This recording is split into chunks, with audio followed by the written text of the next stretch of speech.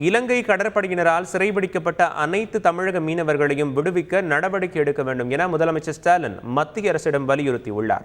இது தொடர்பாக வெளியுறவுத்துறை அமைச்சர் ஜெய்சங்கருக்கு அவர் எழுதிய கடிதத்தில் கடந்த சில தினங்களில் அடுத்தடுத்து 28 மீனவர்கள் சிறைபிடிக்கப்பட்டுள்ளதாக தெரிவித்தார்.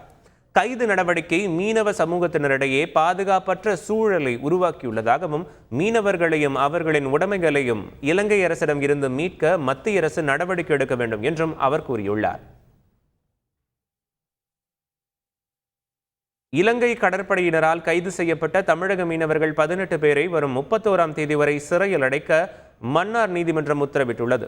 தனுஷ்கோடி தலைமன்னார் இடையே நடுக்கடலில் பாம்பன் பகுதி மீனவர்களை எல்லை தாண்டி மீன்பிடித்ததாக கூறி இலங்கை கடற்படையினர் கைது செய்தனர். கடற்படை முகாமுக்கு கொண்டு செல்லப்பட்டு விசாரணைக்கு பின் தமிழக மீனவர்கள் மன்னார் மாவட்ட நீதிமன்றத்தில் ஆஜர்படுத்தப்பட்டனர்.